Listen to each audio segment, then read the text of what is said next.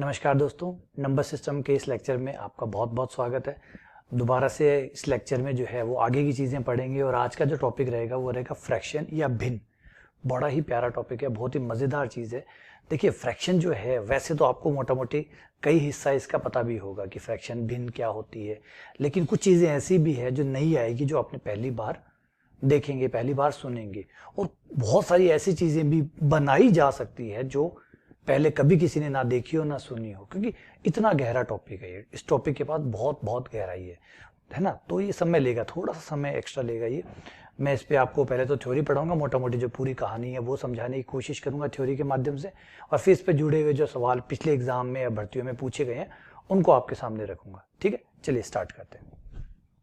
तो टॉपिक है हमारा भिन्न या फ्रैक्शन। देखिए भिन्न का मतलब क्या है, पहले फ्रैक्शन का मतलब क्या है। भिन्न या फ्रैक्शन का मतलब होता है जब आप दो संख्याएं एक को ऊपर लिखें, ऊपर लिखने वाली संख्या को आप अंश कहते हैं, ऊपर लिखने वाली संख्या को आप अंश कहते हैं, और एक संख्या नीचे लिखी हुई हो बट्टे में, बट्टा यहां भाग का प्रतीक है, अंश बटा हर। जब दो संख्याएं अंश बटा हर में भाग के रूप में लिखी जाती है, इस रूप में जब किसी संख्या को लिखा जाता है तो इस संख्या को हम भिन्न कहते हैं, फ्रैक्शन कहते हैं। इसको हम फ्रैक्शन कहते हैं। याद रखिएगा, ऊपर वाले को अंश, नीचे वाले को हर कहते हैं। इसे न्यूमरेटर या शॉर्ट फॉर्म में एन कह सकते हैं, upon denominator, numerator upon denominator, अंश और हर। याद रखिएगा, ऊपर वाला अंश कहलाता है, नीचे वाला हर कहलाता है। तो इस तरीके से दो संख्याएं जब बट्टे में लिखी हुई हो तो इस पूरे को अंश बटा हर को भिन्न कहा जाता है, अंश बटा हर को भिन्न कहा जाता है, भिन्न, है ना। ये फ्रैक्शन कहलाता है, क्योंकि एक टुकड़ा होता है। अभी टुकड़ा मैं समझाऊंगा इसको टुकड़ा क्यों कहते हैं। एग्जाम्पल के तौर पे अगर कुछ एग्जाम्पल ले तो 2/3 एक भिन्न है, 7/4 एक भिन्न है, 9/11 एक भिन्न है। ये भिन्न है, एक अंश में है एक संख्या, एक हर में है, अंश बटा हर जो है वो भिन्न का रूप बन गया। तो ये सारे जो एग्जाम्पल मैंने आपको बताए हैं ये भिन्न के एग्जाम्पल है, तो ये होगी भिन्न। ठीक है, अब भिन्न में जो है काफी सारी चीजें हैं जो हम अभी जानेंगे, समझेंगे। इनमें आपस में तुलना कैसे होती है, ये आपस में जुड़ती कैसे हैं, ये आपस में गुणा कैसे होती है, इनमें बड़े छोटे का पता कैसे चलता है, ऐसी कई चीजें हैं जो हम इनके बारे में पढ़ने वाले हैं। क्लियर है। पहले भिन्न का जो बेसिक आइडिया है उसको समझिए। भिन्न का आइडिया क्या है, बेसिक आइडिया क्या है। ये सीधा सीधा आइडिया है कि मान लीजिए कोई एक चीज है, एक पिज्जा का एग्जांपल ले लीजिए। जैसे पहले भी हम ये बात क्लियर कर चुके हैं, दोबारा ये बात दोहरा देते हैं कि मान लीजिए एक पिज्जा है। कभी भी आप किसी भी शॉप पे चले जाइए, पिज्जा जो है वो आप अकेले नहीं खाते, और पिज्जा वाला भी क्या करता है, पिज्जे को स्लाइस में बांट के देता है। बोला एक ही जाता है कि पिज्जा एक है, लेकिन एक्चुअली एक नहीं होता बल्कि स्लाइस होती है। कभी 4 स्लाइस होती है, कभी 6 स्लाइस होती है, कभी 8 स्लाइस होती है। डिपेंड करता है वो कितने में काट के देता है या कितने स्लाइस का है। पिज्जा इसी प्रकार से बोला जाता है, 4 स्लाइस वाला या 8 स्लाइस वाला, है ना। तो ये जो स्लाइस होती है, मान लीजिए जो भी है इसकी, सपोज करते हैं इसकी 8 स्लाइस है, तो पिज्जा जो है एक्चुअली वो 8 टुकड़ों से मिलकर बना हुआ है। कितने टुकड़ों से बना हुआ है, 8 टुकड़ों से। ये हो गया टुकड़ा नंबर 1, 2। पिज्जा तो एक है, लेकिन एक पिज्जा के टुकड़े कितने हैं, 8। एक पिज्जा के टुकड़े कितने हैं, 8। एक पिज्जा के टुकड़े कितने हैं, 8। पिज्जा एक है, पूरा पिज्जा एक है, लेकिन पूरा पिज्जा कोई नहीं खा सकता। पागल, इतना बड़ा मुंह कहां से लाए कोई एक पिज्जा को एक साथ खाने के लिए। तो पिज्जा के टुकड़े करने ही पड़ेंगे। अगर आप कोई बड़े महामानव नहीं है तो आराम से, अगर सामान्य आदमी है तो आप एक पिज्जा को पूरा एक साथ नहीं खा सकते, टुकड़े करने पड़ेंगे। ठीक है। और अगर बहुत बड़ा पिज्जा है तो आप अपने दोस्त के साथ शेयर भी करना पड़ेगा, क्योंकि इतना बड़ा पिज्जा आप अकेले नहीं खा सकते, इसलिए आप अपने दोस्त को भी लेके जाएंगे। हाँ, आपको भूख ज्यादा है तो आप ये कर सकते हैं कि इस पिज्जा का इतना बड़ा हिस्सा मैं खाऊंगा, मतलब इसकी स्लाइस 1, 2, 3, 4, 5 स्लाइस मैं खाऊंगा भैया, ये 5 स्लाइस मैं खाऊंगा, और बची हुई जो 3 स्लाइस है वो तुम खाओगे।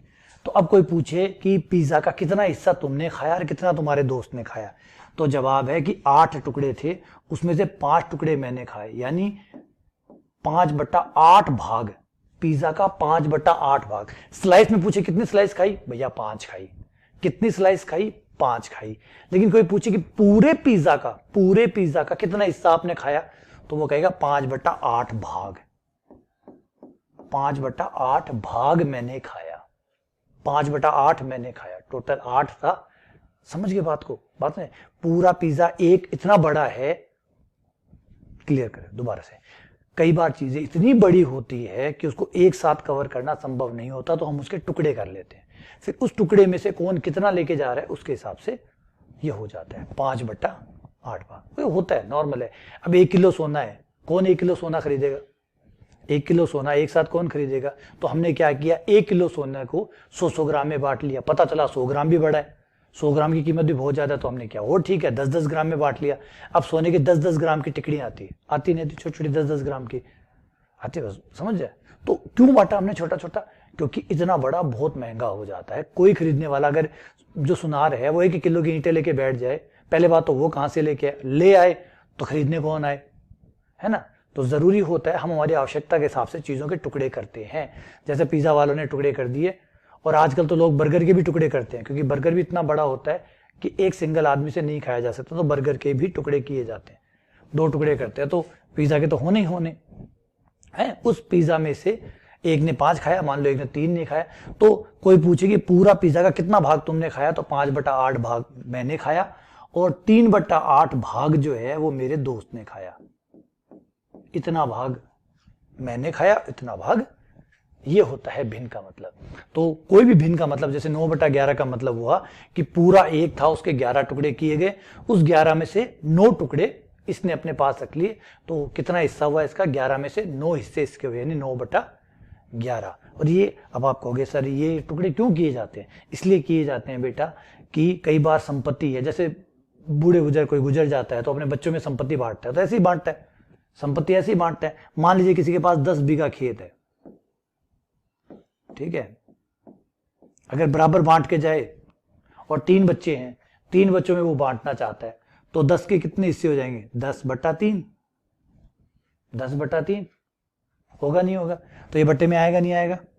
आएगा नहीं आएगा? 10/3 आएगा, क्योंकि 10 बीघा खेत है, 3 बच्चे हैं, 3 लड़के हैं उसके, जो उसको बांटना चाहता है, तो पट्टे के हिस्से में कितना खेत आएगा, 10/3।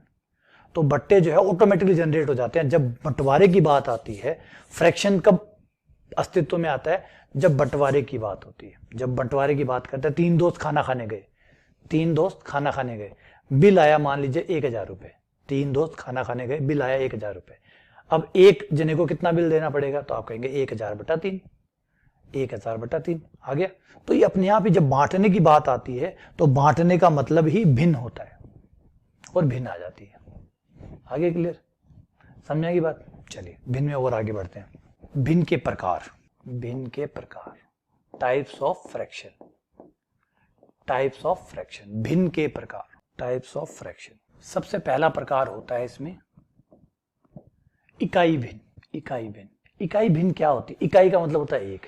कई बार भिन्न ये होती है कि मान लो पिज्जा के 12 टुकड़े किए, या 7 टुकड़े किए, या 8 टुकड़े किए, हर कोई एक एक टुकड़ा ही खा रहा है, तो टुकड़े चाहे कितने करो, खा सब एक एक रहे हैं, तो ऐसी भिन्न को कहते हैं इकाई भिन्न। आपने 5 टुकड़े किए, तब भी मैं तो भैया एक ही खाऊंगा। आप 8 टुकड़े करो, तब भी मैं तो एक ही खाऊंगा। आप 12 टुकड़े करो, तब भी मैं तो एक ही खाऊंगा, क्योंकि एक्चुअली मुझे भूख कम है, मुझे भूख कम है, इसलिए इकाई भिन्न। इकाई भिन्न वो होती है जब आप टुकड़े चाहे कितने ही करो, आप खाते सिर्फ एक ही हो, एक ही टुकड़ा खाओगे। चाहे छोटे, ऑब्वियसली बात है, उसी चीज के 5 टुकड़े करोगे, टुकड़े थोड़े बड़े होंगे, 8 टुकड़े करोगे तो टुकड़े थोड़े छोटे होंगे, 12 करोगे तो और छोटे होंगे। लेकिन भैया कितने टुकड़े करो, कितने छोटे करो, मैं तो एक ही खाऊंगा, मेरे को भूख इतनी सी है बस, और वो भी सिर्फ आपका मन रखने के लिए खा रहा हूं, है ना। कहते हैं ना कई बार कि भैया आपका मन रखने के लिए खा रहा हूं। अगली आती है समहर भिन्न। समहर भिन्न, क्या नाम है यार, हिंदी वाले तो गजब नाम रखते हैं। समहर भिन्न, समहर भिन्न, ऐसी भिन्न जिसका हर समान हो।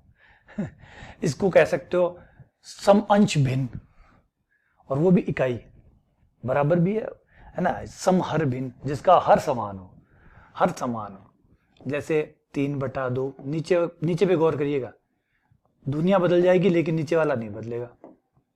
दुनिया बदल जाएगी बेटा, नीचे वाला नहीं बदलेगा। नीचे वाला जो पहले था वही दूसरे नंबर पे है, वही तीसरे नंबर पे है, वही चौथे नंबर पे है।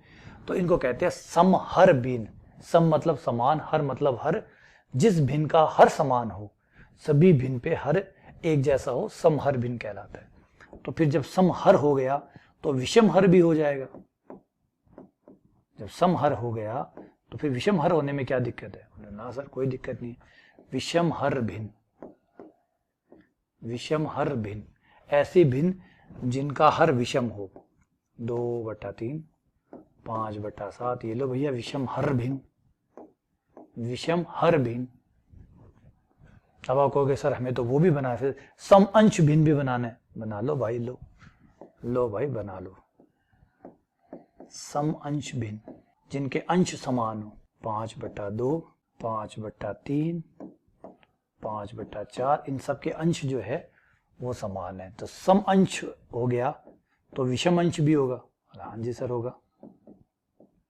विषम अंश भिन्न जिनका अंश अलग अलग हो। कोई का 5/2, किसी का 7/4, किसी का 8/3, इनके अंश भिन्न भिन्न है। क्लियर हो गया? ठीक है, चलो आगे बढ़ते हैं। उचित भिन्न, ये प्यारी भिन्न है भैया, ये प्यारी भिन्न है, उचित भिन्न।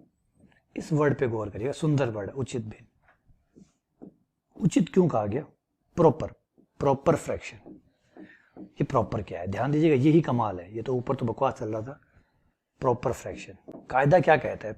कायदा ये कहता है, ध्यान से सुनिएगा, कायदा ये कहता है कि भाई अगर आपने कोई पिज्जा है उसके 8 टुकड़े किए और मैं कहूं कि 8 टुकड़े हैं लेकिन मुझे 10 खाने, टुकड़े 8 हैं मुझे 10 खाने, तो बताइए उचित होगा या अनुचित होगा? तो जवाब है अनुचित होगा। यार टुकड़े तो 8 है, खाना तो 10 चाहता है, कैसे होंगे? नहीं होंगे ना। इसका मतलब है ज्यादा से ज्यादा क्या हो सकता है कि 8 टुकड़े किए तो भैया 8 तक खा लो, 8 तक खा लो। 8 तक भी खाओगे तो आप पूरा पिज्जा खा जाओगे, ये गलत बात है। ना ना ना, फिर टुकड़े क्यों करवाए जब पूरा ही खाना था? जब पूरा ही खाना था टुकड़े क्यों करवाए? टुकड़े तो हम तब करवाते ना जब हमें बांटना भी हो कि भैया थोड़ा सा तू खा, चल कोई बात नहीं 8 है 7 मैं खा लेता हूँ, इतनी भयंकर भूख है 7 मैं खा लेता हूँ, लेकिन एक तुझे दूंगा, एक तुझे दूंगा। तो भैया उचित बात तो यही लगती है। देखो उचित तो यही है, प्रॉपर तो यही है। बाकी खा लो चाहे अकेले, सामने वाला मुंह दिखता रहेगा, अन्याय होगा, अन्याय ना करे। तो 8 टुकड़े, पहली बात तो टुकड़े कब करवाते हैं? जब बांटना होता है। बिना टुकड़े कराए तो फिर अपने हाथ से तोड़ के जितने मन आए वैसे खाओ ना, क्या दिक्कत है ना? आप बराबर 8 टुकड़े कब करवाते हैं? जब आप अपने दोस्तों को बांटना चाहते हैं। तो उचित भिन्न कहा गया कि भाई जब टुकड़े जो है उससे आप जितने खाने वाले हो वो हमेशा उससे कम होना चाहिए। मतलब अगर आप 8 टुकड़े कर रहे हैं तो 1 खा लीजिए, 1 टुकड़ा खा लो, 2 टुकड़ा खा लो भाई कोई दिक्कत नहीं, 3 खा लो, 4 खा लो, 5 खा लो, 6 खा लो, 7 तक खा लो, 7 तक खा लो भैया। 1 छोड़ दो प्लीज यार, 1 छोड़ दो, क्योंकि फिर 8/8 हो जाएगा जो कि 1 के बराबर हो जाएगा। इसका मतलब फिर टुकड़े कराए क्यों थे? फिर सीधा सवाल पूछेगा कि टुकड़े कराए क्यों? बकवास कर रहा है, फालतू में दोस्त को बुला लेता है, होटल में खाना खिलाता नहीं है, घर वापस भेज देता है, बेईमानी हो जाएगी। तो बस ये करना है। तो उचित भिन्न कब कहा गया? जब आपका अंश जो है वो छोटा हो, अंश हर से छोटा हो, अंश हर से छोटा हो, ऊपर वाला नीचे वाले से छोटा हो। इसका मतलब सही में बंटवारा हुआ है, कुछ भी मिला है, किसी को कुछ मिला है और आपने भी ईमानदारी से काम किया, ये उचित भिन्न कहलाती है। तो फिर अनुचित क्या हुई? इसका उल्टा अनुचित हो गया। बंदा बुला लिया और खाली भेज दिया। अनुचित भिन्न, अनुचित भिन्न, अनुचित भिन्न तब होती है, ध्यान से सुनिए, अनुचित भिन्न, एक्चुअली अनुचित भिन्न होती नहीं है, मैं भी समझाऊंगा आपको, कोई अनुचित नहीं होती, लेकिन ठीक है बन जाती है कई बार। देखिए अनुचित भिन्न होती है 2/2, ऊपर वाला अगर नीचे वाले से बड़ा है तो इसको अनुचित भिन्न कहते हैं। इसमें क्या होता है, आपका अंश जो है वो हर से या तो बड़ा होता है या बराबर होता है। आपका अंश हर से बड़ा या बराबर होता है, इसे अनुचित भिन्न कहते हैं। अनुचित भिन्न का मतलब समझ सकते हैं? अनुचित भिन्न जो है वो एक्चुअली होती उचित ही है बस, लेकिन लिखते ऐसे हैं कि वो अनुचित लगने लग जाती है। होती उचित ही है, कैसे समझिए बात को। आपने थोड़े दिनों पहले ही, चलिए आगे बढ़ते हैं, अभी कुछ दिन पहले ही हमने यूक्लिड प्रमेय का पढ़ी थी ना, 5/2। 5/2 का मतलब क्या है? 5 में आप 2 का भाग दे रहे हैं, 5 में 2 का भाग दे रहे हैं तो कितनी बार जाएगा? 2 बार भाग जाएगा, 4 आएगा, शेषफल 1 बच जाएगा। और ये जो तीनों चीजें थी इनमें मैंने रिलेशन बताया था कि ध्यान से सुनिएगा बात, इन चारों चीजों में रिलेशन होता है नहीं होता? क्या रिलेशन होता है कि आपका जो भाजक है, जो भाई साहब भाज्य है, जो भागफल है, जो शेषफल है, ये चारों कनेक्टेड है। कैसे? 5 बराबर भाज्य बराबर भाजक इंटू भागफल। थोड़ा नंबर चेंज कर लें, दो बार हो रहे हैं, तो 2 बार होने से कंफ्यूजन हो सकता है, तो थोड़ा सा कंफ्यूजन मिटाने के लिए मैं एक काम करता हूँ, है ना, कंफ्यूजन बुरी बात है, तो एक काम करें 3 ले लेते हैं, 17 ले लेते हैं, अब कोई कंफ्यूजन नहीं होगा। 5 बार भाग जाएगा, 15 आएगा, शेषफल 2 आएगा, ये लो, अब कोई जोड़ नहीं है, कोई नहीं, आ जाओ। ये हुआ 17 में 15 का भाग लगा, 5 बार भाग लगा, 15 आया, 2 आ गया। तो अब इन तीनों में रिलेशन हुआ कि भाज्य बराबर होता है भागफल इंटू शेषफल, 3 इंटू 5 प्लस शेषफल बराबर 2 हो गया। पूरे सवाल में 3 का भाग देने पर, 3 का भाग, अगर पूरे सवाल में 3 का भाग दूंगा तो ये हो जाएगा 17/3। इस तरफ 3 का भाग लगते ही 3 से 3 कट गया, 5 आ गया, प्लस 2 बट्टा हो गया। अब इसका मतलब 17/3 क्या है? 17/3 ये कह रहा है कि 17/3 का मतलब हुआ 5 तो पूरे और फिर जो अगला एक है उस अगले एक के पहले 3 टुकड़े करें और उन 3 टुकड़ों में से 2 लीजिएगा, 3 टुकड़ों में से 2 टुकड़े लीजिएगा। बात समझ रहे हैं ये क्या कहना चाहता है? 17/3 का क्या मतलब है? 17/3 अनुचित भिन्न है, क्योंकि अंश बड़ा है, हर छोटा है, तो भिन्न अनुचित है। अनुचित भिन्न क्या कहती है कि भैया कुछ हिस्से पूरे हैं, मतलब ये बंदा कह रहा है कि 5 पिज्जा तो पूरे खाऊंगा, 5 पिज्जा तो पूरे खाऊंगा, और जो छठा पिज्जा है उसके 3 टुकड़े करवाऊंगा और 2 खाऊंगा, वो पूरा नहीं खाऊंगा, छठा पूरा नहीं खाऊंगा, 5 पूरे खाऊंगा और छठे में 3 टुकड़े करा के 2 टुकड़े खाऊंगा। समझ रहे बातों को? तो एक पिज्जा पूरा, दूसरा भी पूरा, तीसरा भी पूरा, चौथा भी पूरा, 5वां भी पूरा, और अब मरेगा नहीं क्या? ये खाए जा रहा है, तो कहीं तो मना करेगा, अब नहीं खाऊंगा। तो बंदे ने किया यहां पे जाके मना कि भाई पहला पिज्जा पूरा खाऊंगा, दूसरा भी पूरा खाऊंगा, तीसरा भी पूरा खाऊंगा, चौथा भी पूरा खाऊंगा, 5वां भी पूरा खाऊंगा, और छठे में आके क्या करूंगा?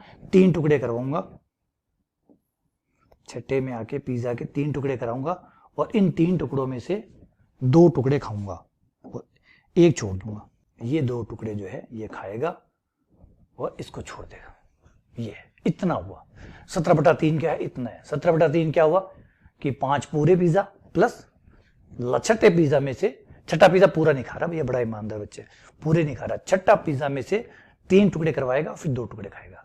तो यही होता है, ये अनुचित भिन्न होती है ना, एक्चुअली इसको आप इस तरीके से टुकड़ों में लिख सकते हो, इस तरीके से टुकड़ों में लिख सकते हो। जो ये समझाना चाहते हैं, जब अंश बड़ा होता है तो वो समझाना चाहता है कि ये बंदा एक पिज्जा नहीं है, इसके पास पूरा पिज्जा भी है और फिर कुछ पूरा खा रहा है, कुछ आधा खा रहा है।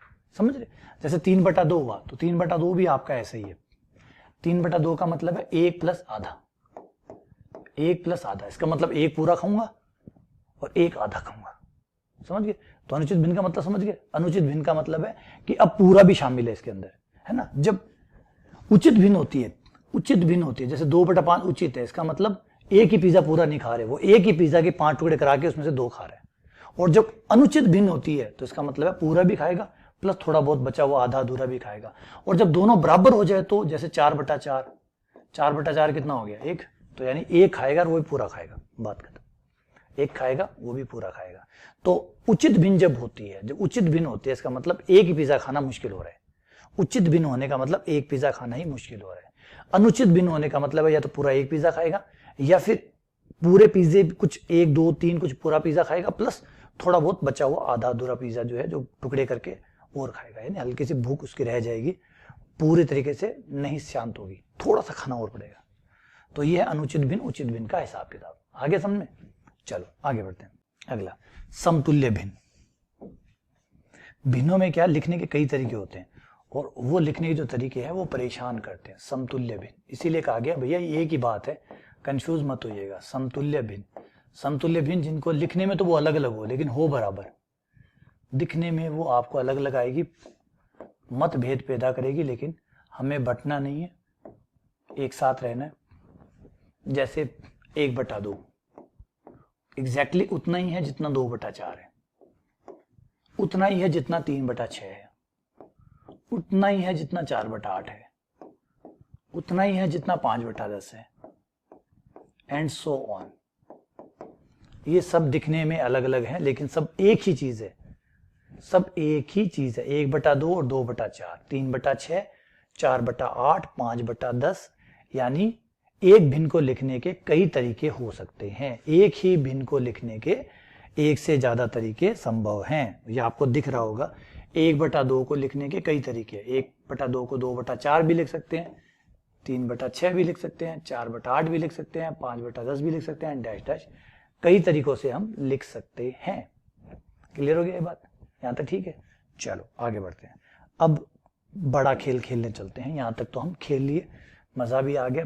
अब इनको जोड़ा कैसे जाता है, जोड़ा कैसे जाता है, योग और गुणन, और फिर अंतर अपने आप ही आ जाएगा।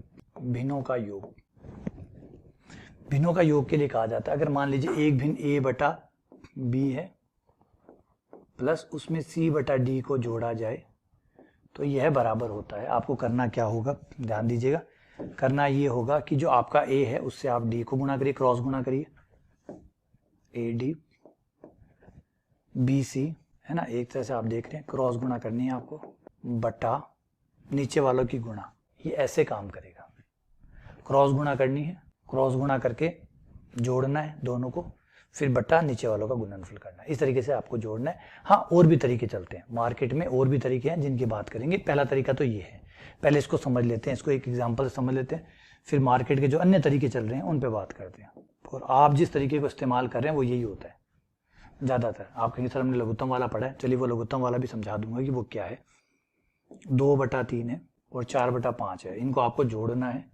तो जैसा कि मैंने बताया क्रॉस गुणा, ये 5 दूनी 10 प्लस 4 तियां 12, 5 दूनी 10, 4 तियां 12 बटा 3 गुणा 5 15, 3 गुणा 5 15, ये हो गया 22, 22/15। ये हमारा फेमस या मेन तरीका तो यही है, ये मुख्य तरीका है, ये मुख्य तरीका है, ये जो हम लगाते हैं। तो ये होगी हमारी विधि नंबर 1, विधि 1। इसी तरीके से आप जोड़ भी सकते हैं और घटा भी सकते हैं, विधि नंबर 1। एक विधि नंबर 2 है, वो भी देख लीजिए। विधि 2 कहती है कि भैया अगर आपको जोड़ना है तो पहले इन दोनों को समहर भिन्न बनाइए, समहर, जिनके हर समान हो, जिनके हर समान हो, इनको समहर भिन्न बनाइए, समहर भिन्न, जिनके हर समान हो। मतलब जैसे इसका हर 3 है, इसका हर 5 है, ऐसे नहीं, दोनों के हर को समान बनाइए। और दोनों के हर को समान बनाने का तरीका, इस वाले के हर से इसको गुणा कर दीजिए और इस वाले से इसको गुणा कर दीजिए, दोनों के हर ठीक हो जाएंगे। तो इसे 5 से गुणा कर दीजिए, ये जो भिन्न है इसको 5 से गुणा कर दीजिए, इसको 5 से गुणा कर दीजिए, है ना, अदला बदली से गुणा। आपने देखा x y है, जब मान निकालते थे ऐसे ही करते, ऊपर वाले से नीचे को गुणा कर देते, नीचे वाले से ऊपर को गुणा कर देते। तो 5 से इसको गुणा कर दीजिए, 3 को उसको गुणा कर दीजिए। अब खाली नीचे नीचे वाला गुणा हो नहीं सकता, पूरा ही गुणा होगा, है ना। तो पूरा गुणा होगा तो 5 से गुणा करने पर ऊपर आ गया 10 और नीचे आ गया 15, प्लस इसको 3 से गुणा करने पर ऊपर आ गया 12, नीचे आ गया 15, और जोड़ने पर ये हो गया 22/15। फिर आप ऊपर ऊपर वालों को जोड़ दीजिए, नीचे वाला एज इट इज लिख दीजिए, समहर, पहले समहर बनाएं और फिर ऊपर ऊपर वालों को जोड़ दीजिए, बात खत्म। ये तरीका विधि 2 कहलाती है, ये भी अच्छी विधि है। और अब इसके अलावा जो आप यूज करते हैं वो है विधि नंबर 3, जो हम नॉर्मल केस में यूज करते हैं वो है विधि 3। विधि नंबर 3 जो हम यूज करते हैं वो है विधि नंबर 3। विधि नंबर 3 जो है वो कहती है कि भाई लघुत्तम निकालो। आपके जो नीचे वाले नंबर है, इनका नीचे वाले का जो b और d है, इनका एलसीएम ले लीजिए, इनका एलसीएम ले लीजिए, इनका एलसीएम निकाल लीजिए, जो भी आए, सपोज कीजिए l आया।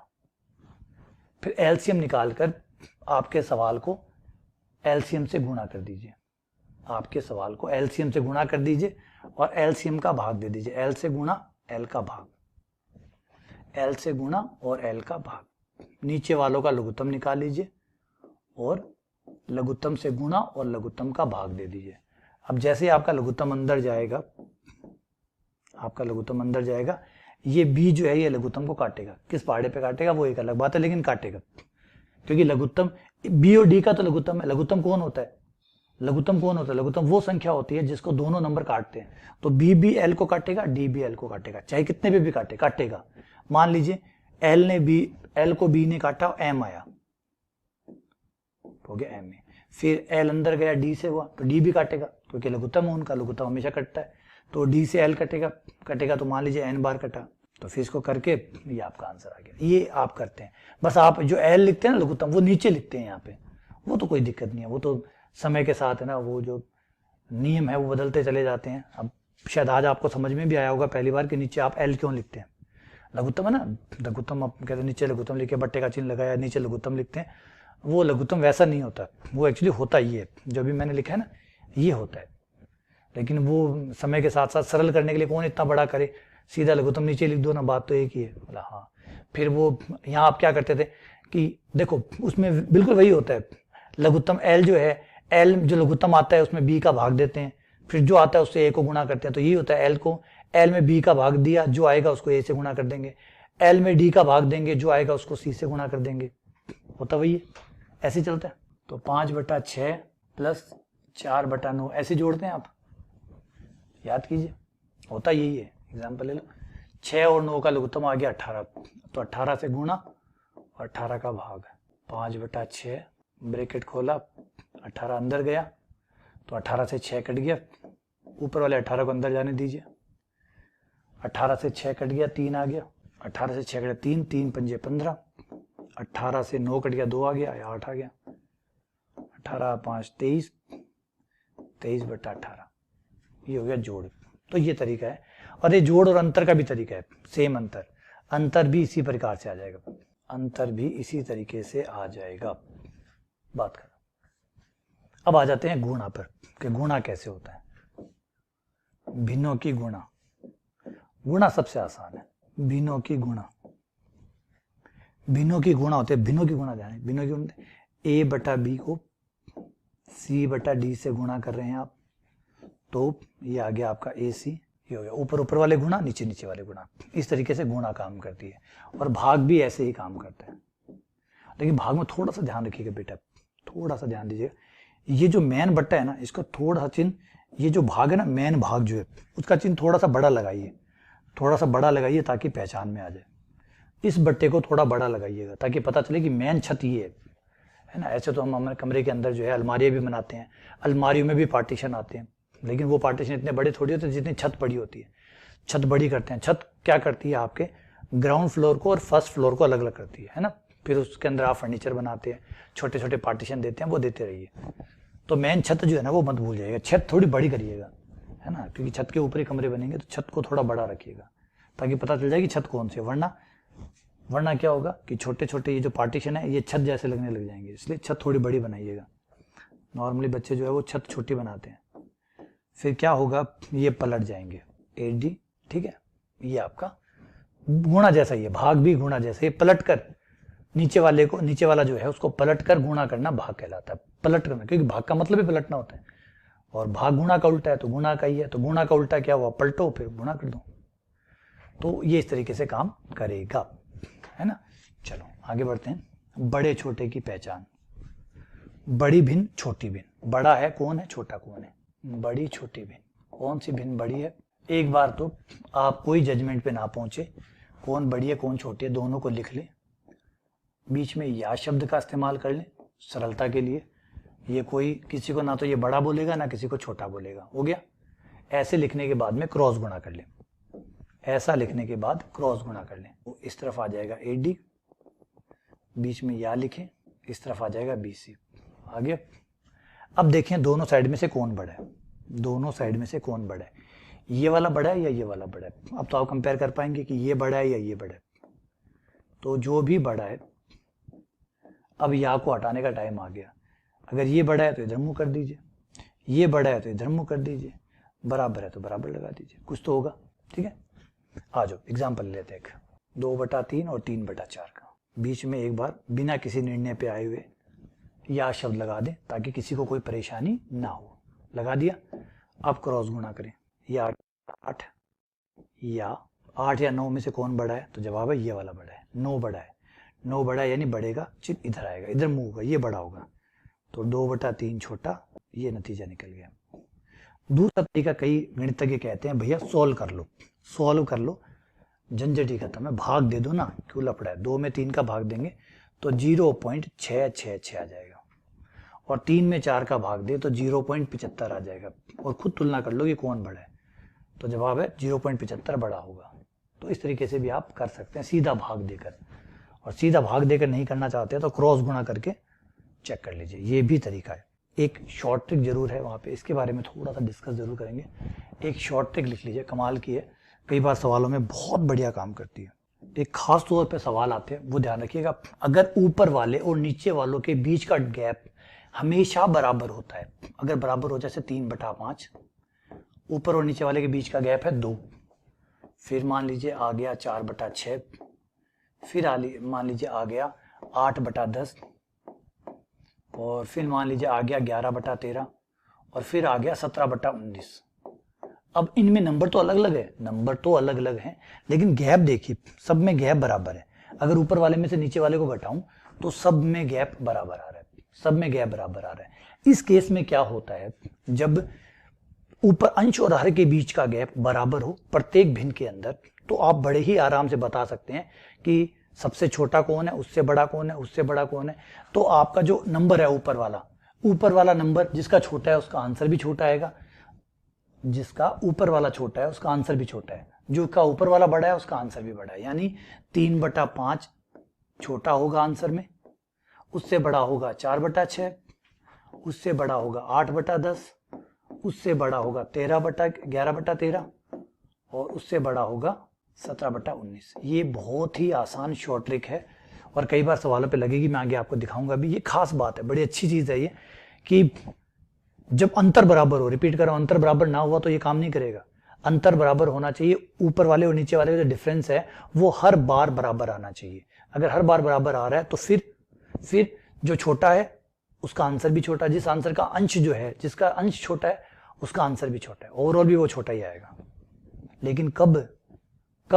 जब डिफरेंस बराबर हो, अंतर समान हो। स्टार भैया 2 लगा लो, 3 लगा लो, जल्दबाजी में मत कर देना, डिफरेंस समान हो। शॉर्ट ट्रिक्स की यही दिक्कत होती है। शॉर्ट ट्रिक में क्या होता है कि बच्चा भूल जाता है कि इसे कब लगाना है, वो कहीं भी चिपका देता है, कहीं भी चिपका देता है तो फिर दुष्परिणाम देती है वो। तो कहीं मत चिपका देना, डिफरेंस समान हो तो ही लगेगी, वरना नहीं लगेगी, ठीक है ना। चलो आगे बढ़ते हैं। दशमलव प्रसार, डेसिमल एक्सपेंशन। आप इन्हीं नंबरों को, जिनको आप बट्टे में लिख के बैठे हैं, हर नंबर को, हर रियल नंबर को, मैं अधूरी बात क्यों बोलूं, पूरी बात ही बोल दूं, प्रत्येक वास्तविक संख्या को दशमलव रूप में लिखा जा सकता है। प्रत्येक वास्तविक संख्या को, चाहे वो परिमेय हो चाहे वो अपरिमेय हो, का दशमलव प्रसार संभव है, दशमलव के रूप में लिखा जा सकता है। या यूं बोलूं कि प्रत्येक वास्तविक संख्या, चाहे वो परिमेय हो चाहे अपरिमेय हो, हर किसी को दशमलव के रूप में लिखा जा सकता है। हर संख्या को, चाहे वो परिमेय हो चाहे अपरिमेय हो, आप उसको दशमलव के रूप में लिख सकते हो। जैसे 5 है तो 5 का तो हो गया आपका 5.0, बात खत्म, 5.0। ऐसे ही मान लीजिए 4/5 है तो 4 में 5 का भाग दे दीजिए, ये आ गया 0.8। तो हर संख्या को आप, हर वास्तविक संख्या को दशमलव के रूप में लिख सकते हैं। अब यहाँ पे कुछ इंटरेस्टिंग चीजें निकल के आएगी, वही हमारे जानने का विषय है। कोई भी वास्तविक संख्या को, जैसे मैंने कहा कि हर वास्तविक संख्या को दशमलव प्रसार में लिखा जा सकता है, यहीं से कुछ खास प्यारी चीजें निकल के आएगी। और हम जानते हैं कि जो रियल नंबर होते हैं वो 2 तरीके के होते हैं। रियल नंबर 2 तरीके के होते हैं। पहला रियल नंबर होता है परिमेय संख्या, मतलब रैशनल नंबर। दूसरा होता है अपरिमेय संख्या। अब परिमेय संख्या जो p/q में होती है, अब इनमें क्या है, सुनिए बात को, अब सुंदर बातें सुनिएगा। ये जो परिमेय संख्या है, इनमें एक चीज होती है कि जब आप परिमेय संख्या को दशमलव में लिखना शुरू करते हैं, तो 2 तरीके के हो सकते हैं। एक वो जिनका दशमलव प्रसार रुक जाए, एक वो जिनका दशमलव प्रसार चलता रहे, एक वो जिनका दशमलव प्रसार रुक जाए, मतलब 2 दशमलव तक, 3 दशमलव तक रुके, जैसे 0.8 पे जाके खत्म हो गया, या 2 पे खत्म हो गया, 2 कदम चला, 3 कदम चला, मतलब ठहर जाए, खत्म हो जाए। एक वो होते हैं, एक वो है जो कभी खत्म नहीं होते। तो इसे यहां से 2 भागों में आप बांट सकते हैं, शांत और अशांत शांत नहीं है, शांत है, शांत है, शांत दशमलव। हिंदी भैया, हिंदी तो हिंदी है, हिंदी में तो बिंदी है ना। शांत दशमलव भिन्न। इंग्लिश बढ़िया, यहाँ पे इंग्लिश शब्द है, यह है टर्मिनेटिंग। टर्मिनेटिंग, टर्मिनेटर मूवी देखी आपने? नहीं देखी? टर्मिनेटिंग, टर्मिनेटिंग मतलब टर्मिनेट कर देगा, खत्म कर देगा। खत्म कर देगा मतलब वो दशमलव प्रसार है वो कहीं ना कहीं जाके खत्म, खत्म, टर्मिनेटिंग। दूसरी होती है अशांत। अशांत, नॉन टर्मिनेटिंग। अशांत, नॉन टर्मिनेटिंग, खत्म नहीं होगी, चलती रहेगी, नॉन टर्मिनेटिंग। एग्जाम्पल दे देता हूँ, एग्जाम्पल दे देता हूँ, बात समझ में आ जाए, वरना तो किंतु परंतु हो जाएगी। ये रहा भैया 4/5, 4 में 5 का भाग दोगे, 0.8 पे खत्म हो गया, बात खत्म, खेल खत्म, पैसा हजम, चलो घर जाओ। अशांत भिन्न खत्म नहीं होती, चलती रहती है, जैसे 2/3 परिमेय संख्या है, लेकिन जब भाग देना शुरू करेंगे तो चलता जाए, चलता जाए, चलता जाए, चलता जाए, चलता जाए, चलता जाए, चलता जाए, चलता जाए, चलता जाए। ठीक है, समझ में आ गया? तो दो तरीके की हो सकती है परिमेय संख्याओं को। जब आप दशमलव प्रसार करेंगे तो या तो दशमलव के बाद खत्म हो जाएंगे या दशमलव के बाद चलते रहेंगे, दोनों ही प्रकार के यहाँ मिलते हैं। अपरिमेय संख्याओं में आपको दशमलव, ये जो दशमलव से रुकने वाले बंदे हैं वो यहाँ कभी नहीं मिलते। यहाँ कोई रुकता वुकता नहीं है, यहाँ पे भाई साहब रुकने वाले लोग ही नहीं है, यहाँ पे रुकने वाले लोग ही नहीं है, यहाँ पे रुकने वाले लोग ही नहीं है। यहाँ तो चलने वाले लोग हैं जो चलते रहते हैं, चलते रहते हैं, चलते रहते हैं, चलते रहते हैं, चलते रहते हैं, फिर भी चलते रहते हैं, फिर रुकते हैं, रुकते हैं ही नहीं, चलते रहते हैं, चलते रहते हैं, चलते रहते हैं, चलते रहते हैं, चलते रहते हैं, चलते रहते हैं, चलते रहते हैं। इनमें सबके सब अशांत होते हैं। ज्यादा अच्छा शब्द होता अशांत है, वैसे है शांति है, भाग रहे हैं, नॉन टर्मिनेटिंग होते हैं। हर अपरिमेय संख्या का विस्तार, दशमलव विस्तार नॉन टर्मिनेटिंग होता है, चलता रहता है, चलता रहता है, चलता रहता है, चलता रहता है। लेकिन आपने कहा था सब चलता तो सर यहाँ पे भी रहता है, यहाँ पे भी आपने कहा था चलता तो यहाँ पे भी रहता है। जब चलता यहाँ पे भी रहता है, चलता वहां पे भी रहता है, तो दोनों चलता चलता में क्या अंतर है? चलता ये भी है, चलता वो भी है, तो दोनों चलता चलता में क्या फर्क है? दोनों चलता चलता में जो फर्क है वो मेन फर्क है, इसका चलता चलता पुनरावृत्ति करता है, इसका चलता चलता पुनरावृत्ति करता है, इसका चलता चलता कोई पुनरावृत्ति नहीं करता है। हर बार कुछ ना कुछ नया आएगा, कोई पुनरावृत्ति नहीं है। ये है दोनों का चलता चलता। परिमेय में भी चलता चलता आता है, अपरिमेय में तो चलता चलता ही आता है और कुछ आता ही नहीं है। लेकिन उसका जो चलता चलता है वो कभी भी रिपीट नहीं करता। जैसे 4 1 4 आ गया तो ऐसे नहीं कि थोड़ी देर दोबारा 4 1 4 आ जाएगा, एक ही चीज बार बार फिर अनंत तक चलती रहेगी, बार बार वही रिपीट होता रहेगा, नहीं। इसमें पुनरावृत्ति होती है, आवर्ती कहते हैं इसको। बार बार एक ही चीज जो है फिर वो लगातार वही अपने आप को रिपीट करने लग जाती है, चाहे 2 अंक हो चाहे 1 अंक हो, रिपीट करना शुरू कर देते हैं। इस आवर्ती को थोड़ा सा समझिए। आवर्ती का मतलब ये मत मान लीजिएगा, है ना, कई कंफ्यूजन हो सकती है। कोई जरूरी नहीं है कि एक ही अंक रिपीट करे, कई बार 2 रिपीट भी। देखो 37 37 37 37 37 37 37 37 37 से 37 रिपीट कर रहा है। ये 2 अंक जो है ये रिपीट कर रहे हैं। कई बार 1 अंक भी हो सकता है रिपीट करने वाला, कई बार 3 अंक भी हो सकते हैं। 3 6 7 3 6 7 3 6 7, जय बाबा की। 3 6 7 3 6 7 3 6 7 3 6 7, है ना। 3 6 7 3 6 7 3 6 7 3 6 7 3 6 7 3 6 7। यहाँ पे 3 रिपीट कर रहे हैं, 4 रिपीट कर सकते हैं, 5 रिपीट कर सकते हैं। और ऐसा भी हो सकता है कि भैया इनमें से कोई बंदा कमजोर हो, वो कहे भैया तू आराम कर ले यार, तू एक काम कर 7 8 3, भैया तुम एक काम करो, रेस्ट करो। रिपीट करने का काम 5 7 5 7 5 7 5 7 5 7।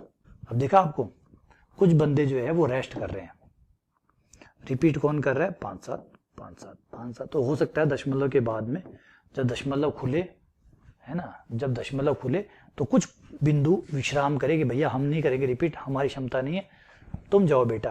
तो कुछ रेस्ट भी कर सकते हैं और फिर बचे हुए जो है वो पुनरावृत्ति कर सकते हैं, ऐसा भी हो सकता है। तो पुनरावृत्ति की कोई गारंटी नहीं कि एक ही पुनरावृत्ति करे, 2 भी कर सकते हैं, 3 भी कर सकते हैं, 4 भी कर सकते हैं, और भी कह सकते हैं, और कई रेस्ट भी कर सकते हैं। शुरुआत में दशमलव के बाद में कई देर तक तो आराम करे और फिर उसके बाद में कोई रिपीटेशन करना शुरू करें। ठीक है ना, क्लियर हो गया ये? तो इस तरीके की संभावनाएं है। यहां पे आपको आवर्ती नहीं मिलेगी, यहां पे आवर्ती मिलेगी। ठीक है, अब आवर्ती का फायदा क्या होता है? इनकी आवर्ती क्यों होती है और इनकी आवर्ती क्यों नहीं होती है? क्वेश्चन ये है कि भैया अगर इनकी आवर्ती होती, मतलब ये रिपीट करते, तो हम इनको बट्टे में लिख पाते, इनको बट्टे में लिख लेते, और बट्टे में लिख लेते तो परी में होते ही नहीं, क्योंकि जिनको बट्टे में लिख लेते हैं वो परी में हो जाते। तो ये जिनकी आवर्ती होती है ना, जो रिपीट करते हैं, इन रिपीट करने वालों के हमारे पास इनका एक ट्रैप है, एक जाल है, जिसमें हम इनको फंसा लेते हैं और इनको बट्टे में बदल लेते हैं, इनको बट्टे में P/Q में बदल लेते हैं। ये ट्रैप है, अभी समझाऊंगा कैसे फंसाते हैं। जिनमें पुनरावृत्ति हुई वो हमारे चक्कर में फंस जाएगा और उसे बट्टे में बदल लेंगे, जो भी पुनरावृत्ति करेगा उसको बट्टे में बदल देते हैं। तो इसलिए इन्होंने समझ लिया कि अगर पुनरावृत्ति हुई तो ये बंदा बैठा है, ये बट्टे बना देगा, ये अपने बट्टे बना देगा, और बट्टे बना देगा तो परिमेय का अस्तित्व खत्म हो जाएगा, ये प्रजाति हमेशा हमेशा के लिए लुप्त हो जाएगी। तो ये प्रजाति बची रही, इसलिए लोगों ने क्या किया, रिपीटेशन होने ही नहीं देते। समझ गए बात? तो ये है इनका कमाल। क्लियर हुआ?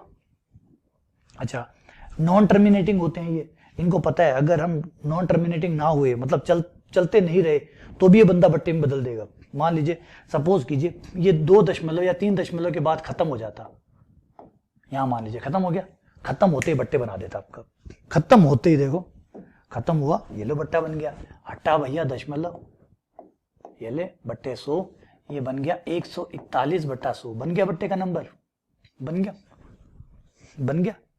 तो अगर दशमलव के बाद में 2 या 3 या 4 डिजिट पे ये रुक जाता तो हम बट्टे बना डालते इसके, और बट्टे बना डालते तो अपरिमेय संख्या का एक, जिसका बट्टा बन गया, जो P/Q बन गया, वो अपरिमेय क्यों, तो अपरिमेय का अस्तित्व हमेशा हमेशा के लिए दुनिया से खत्म कर देते हम। लेकिन ईश्वर ने इनको बचा लिया कि ये खत्म नहीं होते, और खत्म ना होने की वजह से अगर आप 0 लगाना चाहें, अगर आप दशमलव हटाना चाहें, तो कितने 0 लगाएंगे भैया, कितने 0 लगाएंगे रमेश बाबू, बोलो? ये दशमलव रहा, इसकी जगह 1 लगा दिया, कितने 0? 0, कितने 0? एक और, कितने आदमी थे कालिया, पता चले कि कालिया गिन रहा है, और कालिया तब से गिन रहा है जब से शोले मूवी आई थी। गब्बर ने अच्छा ये सवाल नहीं पूछा, अगर गब्बर ये सवाल पूछता, पता कालिए अपरिमेय संख्या के लिए नीचे कितने 0 लगेंगे, तो कालिया गिन रहा होता, कालिया का बेटा गिन रहा होता, कालिया के पोता पोती जो भी उसके खानदान में आगे होता, वो सब आप तक गिन रहे होते कि कितने 0। गब्बर ने जो पूछा था, गब्बर मर चुका होता, गब्बर की कई 7 पीढ़ियां खत्म हो चुकी होती ये पता लगाने में कि नीचे कितने 0 लगेंगे। समझ गए? क्योंकि खत्म होगा तो पता चलेगा ना, ये बंदा तो चलता रहेगा, ये चलता रहेगा, हम 0 गिनते रहेंगे, 1 0 और 1 0 और 1 0 और 1 0 और 1 0 और 1 0 और। समझ गए बात कि बट्टे में क्यों नहीं बन सकता ये? तो इसका ये रुकता क्यों नहीं है? क्योंकि इसको पता है अगर मैं रुका, है ना, जैसे हिरण को पता होता है मैं रुका तो शेर खा जाएगा, हिरण को पता है मैं रुका तो शेर खा जाएगा, तो हिरण रुकता नहीं है, भागता ही भागता है, आखिरी सांस तक भागता है, क्योंकि रुका मरा, तो ये रुक नहीं सकता। नंबर 2, रिपीट नहीं कर सकता, क्योंकि रिपीट करने वालों के इलाज और बताता हूँ। देखो रिपीट करने वाले कैसे, आपको सर रिपीट वाले भी तो है, इनमें भी तो आप दशमलव हटा के 0 लगाओगे तो चलता रहेगा, लेकिन नहीं साहब, इनका एक अलग इलाज है हमारे पास, इनका एक दूसरा इलाज है, ये अलग बीमारी है ना। जैसे जुखाम की अलग होती है, जुखाम की अलग दवाई होती है ना, तो ये जुखाम वाले हैं। तो इनको कैसे बदलते हैं? जो बट्टे में जो दशमलव में रिपीट कर रहा हो उसको कैसे बदलते हैं? पहले छोटा सा एग्जांपल लेते हैं, बड़ा प्यारा सा छोटा सा एग्जांपल लेते हैं, 0.333, ये इसको ले लेते हैं, पहले इसको बदलते हैं। और ये जो है ना, इनको लिखा इतना 3333 लिखने से बेहतर है कि भैया हमें गणित वालों को वैसे भी बहुत छोटा छोटा लिखना पसंद है, कोई प्रतीक चिन्ह बना देते हैं और बना देते हैं। गणित वालों को क्या पसंद है? पूरी दुनिया को ही पसंद है, जब कोई मर जाता है तो कोई उसके मूर्ति बनवा देता है, कोई उसके नाम पे प्रतीक चिन्ह बना देता है, कोई उसका नाम ही छपवा देता है, शमशान घाट में जाइए दीवारों पे लिखा हुआ होता है ना। या फिर किसी ने कुर्सी डलवा दी तो श्रीमान फलाने फलाने स्वर्गीय श्रीमान जी ने ये जाने से पहले या जाने के बाद में उनके पुत्रों ने दान कर दी, तो प्रतीक चिन्ह ही बनाते हैं। अब वो तो जाना तो चला गया, तो प्रतीक चिन्हों की तो बड़ी आदत है हमें, गणित वालों को नहीं, सबको आदत है। तो यहाँ पे प्रतीक चिन्ह हो गया 0. जो रिपीट कर रहे हैं ना उस पर बार लगा दीजिएगा, दो चीजें रिपीट करें तो दोनों के ऊपर बार लगा दीजिएगा, एक रिपीट कर रहा है तो एक पे लगा दीजिएगा, जो रिपीट कर रहा है उस पर बार लगाइएगा। ऐसा मत करिएगा जो रिपीट ना कर रहा है उस पर बार लगा दो। देखो मैं समझाता हूँ भाई, गलत फहमियां होने की पूरी संभावना है। 2 3 5 5 5 5, अब इनमें क्या 0.2 रिपीट कर रहा है? ना जी। 3 रिपीट कर रहा है? ना जी। कौन रिपीट कर रहा है? 5। तो बार किस पे लगेगा? खाली 5 पर। जो रिपीट कर रहा है बार केवल उस पे लगेगा। दोबारा बोलिए मेरे साथ, बार किस पे लगेगा? जो रिपीट कर रहा है सिर्फ उस पे लगेगा, जो नहीं कर रहे उन पे मत लगा दीजिएगा बेचारे को। ये बेचारे का पैर दुखने लग गए, इनको जबरदस्ती पीछे चलो बेटा अनंत तक, है ना। तो ये बूढ़े बूढ़े आदमी है, इनको रेस्ट करने दीजिए। आ जाओ, इनको कैसे करना है? इस नंबर को, ये जो भी नंबर है इसको एक बार एक्स मान लीजिएगा, सुंदर सा एक्स मानिएगा। माना तुम भैया एक्स हो, माना तुम भैया एक्स हो गया एक्स।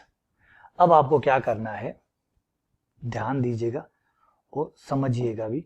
इसको 10 से गुणा कर दीजिए। 10 से गुणा करते ही क्या होगा, ये एक बंदा आगे आ जाएगा। 3.333 एंड डैश डैश, ये हो गया।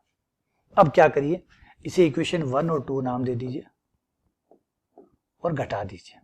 घटा दीजिए 2 में से 1, 2 माइनस 1।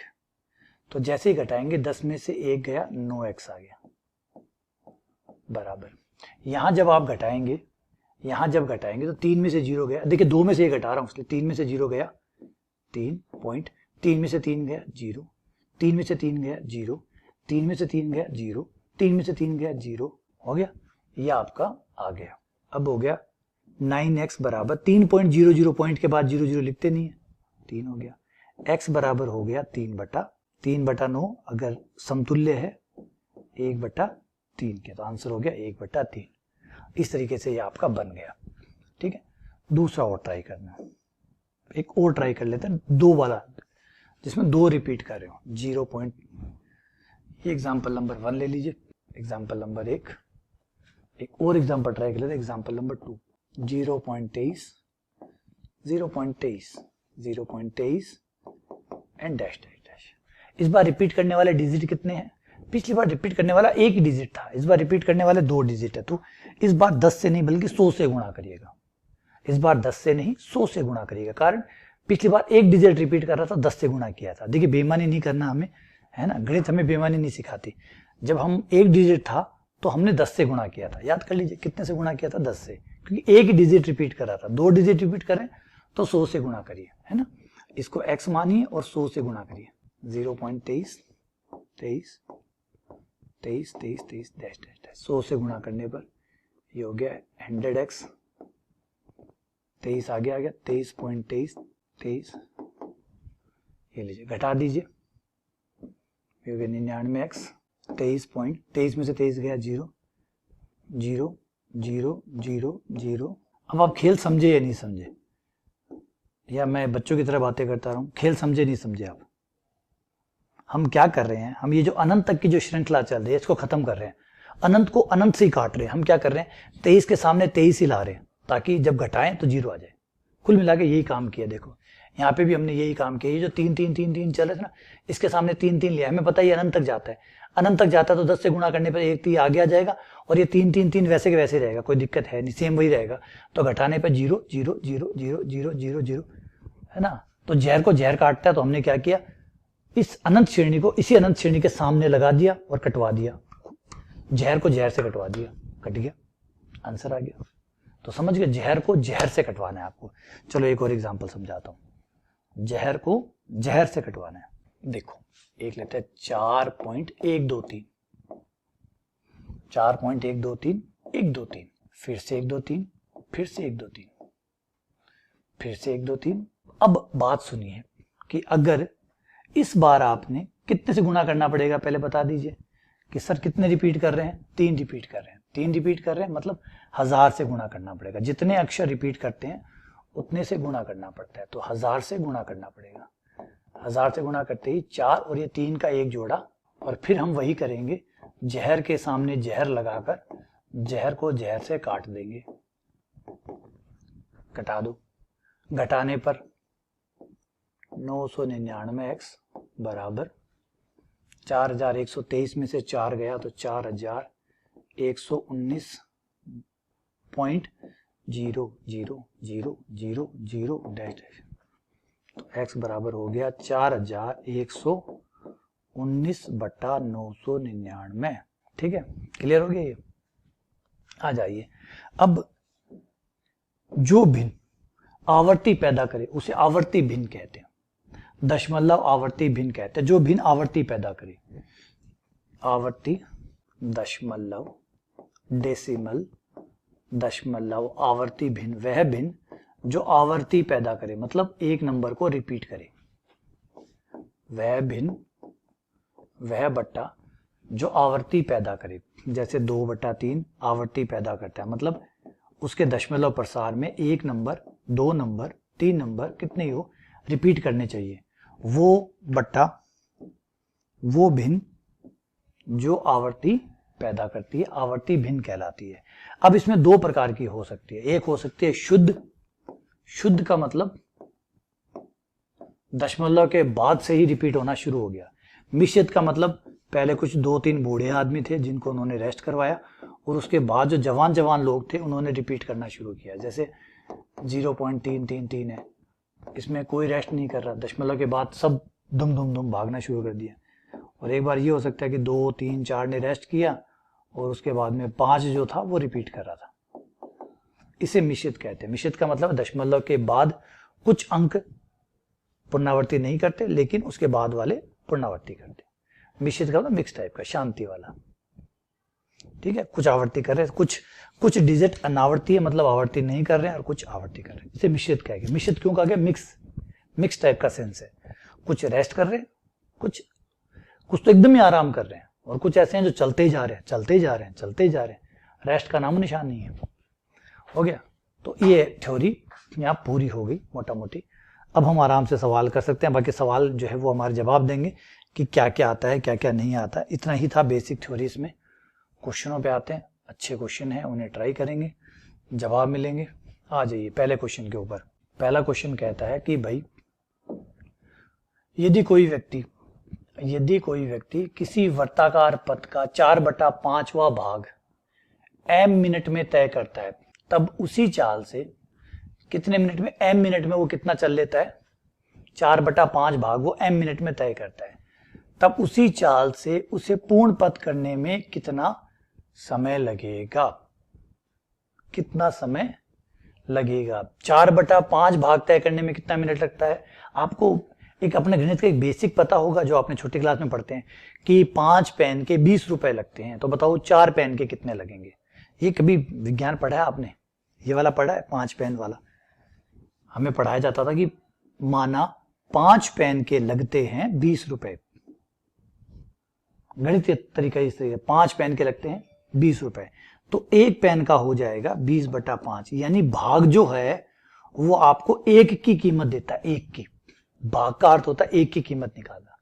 जब भी आप भाग देते हैं एक्चुअली आप एक की कीमत निकालते हैं। एक चीज की कीमत कितनी है? किसी ने कहा कि 5 किलो आलू के 100 रुपए लगेंगे, 5 किलो आलू के 100 रुपए लगेंगे, यानी 1 किलो के कितने हुए?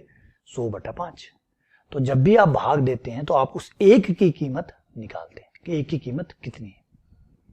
फिर अब एक की कीमत आ गई 20/5, 4, ये आ गई एक की कीमत। अब एक की कीमत, आपको एक चाहिए तो एक की कीमत मिल गई, लेकिन आपको मुझे 3 चाहिए, मुझे 8 चाहिए, फिर जो चाहिए, अब एक की कीमत आ चुकी है, एक से गुणा कर दीजिए। एक की जो कीमत है उससे गुणा कर दीजिए, आपका आंसर आ जाएगा। ये लीजिए, आपका आंसर आ गया। तो इस तरीके से हमारा जो गणितीय सिद्धांत है वो काम करता है कि हम एक की कीमत निकाल लेते हैं। तो यहाँ पे भी सेम क्वेश्चन जो है, ये भाग जो है, भागी की जो समझ है वो यही है कि भाग हमें एक की कीमत बताता है। एक की कीमत, 20 टॉफियां थी, 5 बच्चे थे, बांटनी थी, तो बताइए एक बच्चे में कितनी टॉफियां बटेगी? 20 टॉफियां थी, 5 बच्चे थे, टॉफियां बांटनी थी, तो एक बच्चे में कितनी टॉफी जाएगी? 20/5 यानी 4। एक बच्चे का हिसाब कितना है? 4 का। तो भाग हमेशा एक का हिसाब देते हैं। तो यहाँ पे भी यही देखिए, 4/5वां भाग, समझिए बात को, 4/5वां भाग, वहां भाग तय करने में लगता है कितने? m minute. एक भाग तय करने में कितना लगेगा? बराबर m बटे, ये बट्टा बड़ा लगाइएगा, ये बट्टा बड़ा लगाइएगा, जो मेन भाग होता है उसका बट्टा हमेशा बड़ा लगाए ताकि कंफ्यूजन ना हो गया। अब नीचे वाला पलटेगा, पलटना ही पड़ेगा। हमने बताया था कि भिन्न कैसे गुणा होती है, भिन्न भाग कैसे जाता है। भाग जाने के लिए नीचे वाले को पलट के फिर गुणा करना होता है। इसके नीचे 1 मान लिया जाएगा, गुणा हो जाएगा 5m इंटू 1 इंटू 4, 4। 1 का मान आ गया 5m/4। एक कौन है? एक चक्कर है, एक चक्कर। तो एक चक्कर के लिए कितना लगेगा? 5m/4 minute. ये आपका आंसर आ गया। समझ में आ गया? तो ये बिल्कुल वैसा ही है जैसे आपके 5 पेन की कीमत वाला सवाल था। ठीक है, तो भाग याद रखिए, भाग हमेशा आपको 1 की कीमत देता है। अगले क्वेश्चन पे आते हैं। ये क्वेश्चन क्या कहता है? एक कागज की 18 शीटों का भार 18 शीट का भार 5 ग्राम है, 50 ग्राम है। तो 3 सही 3/4 भार के लिए कितनी शीटें हमें चाहिए होंगी? 18 शीट का भार है 50 ग्राम, यानी 50 ग्राम में आती है 18 शीटें। 50 ग्राम में कितनी आती है? ध्यान से समझिए। 50 ग्राम में, अगर 50 ग्राम आपका वजन आ रहा है, इसका मतलब शीटों की संख्या है 18। शीटों की संख्या है 18। 50 ग्राम में 18 शीटें आती है। तो 1 ग्राम में कितनी आएगी? 18 आपको कितने की निकालनी है? 3 सही 1/4। ये कितना हुआ? 3 सही, ये हो गया 4 3 12, है ना। 3 सही 3/4 का मतलब क्या है? 3 सही 3/4 का मतलब है भैया 3 तो पूरे और 1 जो है उसके 4 टुकड़े करिए तो उसमें से तीसरा लीजिए। इसका मतलब ये कहना चाहता है 3 तो पूरे और 1 जो है उसके 4 टुकड़े करके 3 टुकड़े लेने हैं, तो 3/4। तो 3 + 3/4 है ना, है ना, ऐसे होता है। अब आप लघुत्तम लेके इसको जोड़ेंगे तो 4 3 12 और 1 15, 15/4। और इसी को आप सही बोलते हैं, 3 सही 3/4। और आप यहाँ पे क्या करते हैं? यही करते हैं जो यहाँ पे किया अभी मैंने। लिखने का तरीका अलग है। 4 3 12, इसको गुणा करते हैं, इसको जोड़ते हैं। वैसे गुणा कोई एहसान नहीं कर रहे हैं आप, ये कोई एहसान नहीं है। ये लघुत्तम लेके बट्टों को जोड़ने का तरीका यही होता है। 3/1 प्लस 3/4, लघुत्तम आया 4, फिर 4 से गुणा किया 12 प्लस 3। ये लो, ये नीचे वाला गुणा हुआ और ऊपर वाला जोड़ा। तो ये कोई स्पेशल तरीका नहीं है। कई बार है ना बढ़ा चढ़ा के पेश करते हैं, ओहो ये तो बहुत गजब तरीका है। गजब कुछ नहीं है, वही मेन तरीका है, वही होता है। तो 15/4 आ गया। तो 15/4 है किलोग्राम में, हमें तो ग्राम में बात करनी है। और ग्राम में बदलने के लिए 1 ग्राम में 1000 होते हैं, 1000 से गुणा करिए। ये 1000 से गुणा कर दिया तो ये कट जाएगा, ये आ गया 250, 0 3000। तो 3750 ग्राम में कितनी शीटें आएंगी? है ना, 1 ग्राम की शीट आ गई। जितना ग्राम चाहिए उतने ग्राम से गुणा कर दीजिए। 0 से 0 कट गया, 5 से काटेंगे तो 5 7 35, 5 5 25, 18 × 75, ये कितना हो गया? 1350। तो भैया 1350 शीट्स जो है वो आएंगी इतने वजन में। 1350 शीटों का वजन होगा 3 सही 3/4 किलोग्राम। तो देखा, ये क्वेश्चन जो है मोटा मोटी आपका जो बेसिक ज्ञान है। देखिए, अब आप सोचेंगे सिलेबस से बाहर है, सिलेबस से बाहर कुछ नहीं है, सिलेबस के अंदर ही है। कि भाग का जो है ना, हमारे सिलेबस में लिखा हुआ समझ का मतलब है, इसे भाग का मतलब ये नहीं होता 4 में 2 का भाग दे दिया 2 आ गया, 8 में 2 का भाग दे दिया 4 आ गया, ये नहीं है। एक्चुअली भाग होता क्या है, समझ का मतलब है भाग होता क्या है, क्यों देते हैं, क्या निकलता है भाग से। तो वो जो समझ है उस पर सवाल है ये, ठीक है ना। चलिए आगे बढ़ते हैं। ये दशमलव वाला इतना सारा बड़ा बड़ा विज्ञान दे दिया, सॉल्व करिए और बताइए कितना आएगा। ठीक है भाई, पहले तो ये जो जुड़ रहे हैं इन सबको जोड़ लेते हैं। सब भैया जुड़ जाओ। कितने हो गए? यहां से शुरू करूं, 1 पॉइंट पीछे वाले से 1.001, फिर ये 1.01 खत्म हो गया तो नीचे 0 लिख सकते हैं, लास्ट में 0 लिख सकते हैं। ये रहा 0 पॉइंट।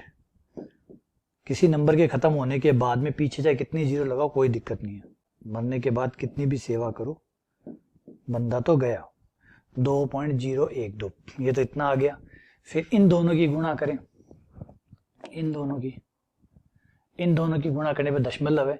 दशमलव की गुणा के साथ अगर आप अनकंफर्टेबल हैं तो एक काम कर सकते हैं कि 1 का दशमलव हटा लीजिए 0 लगा के, जैसे ये हो गया 1/10 हो गया। फिर ये आ गया आपका 1.03, उसमें 10 का भाग दे दीजिए।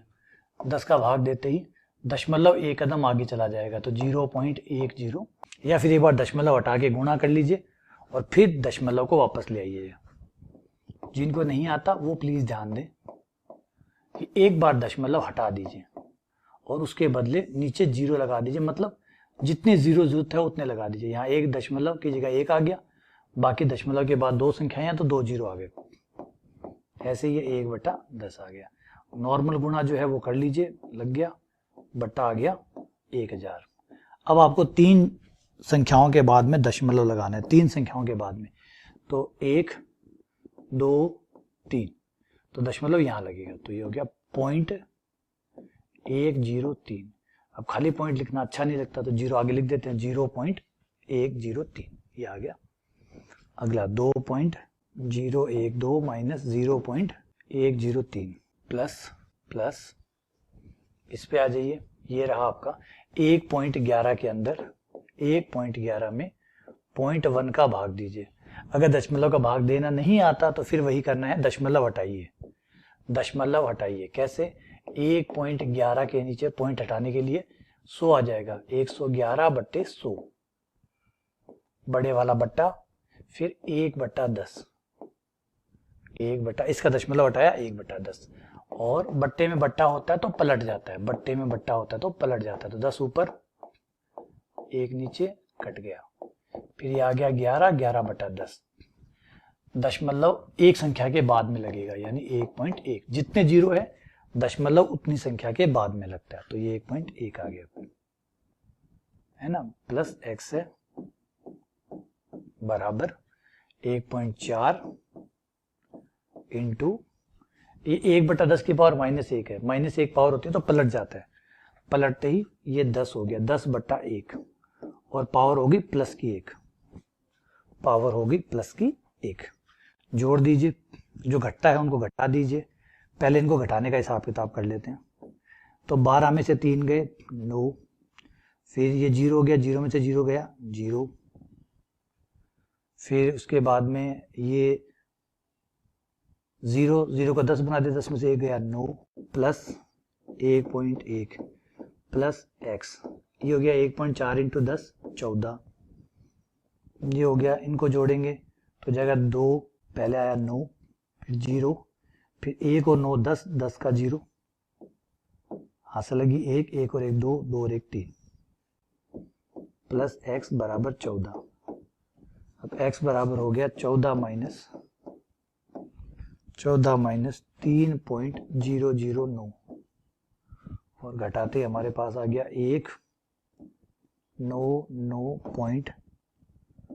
10.991।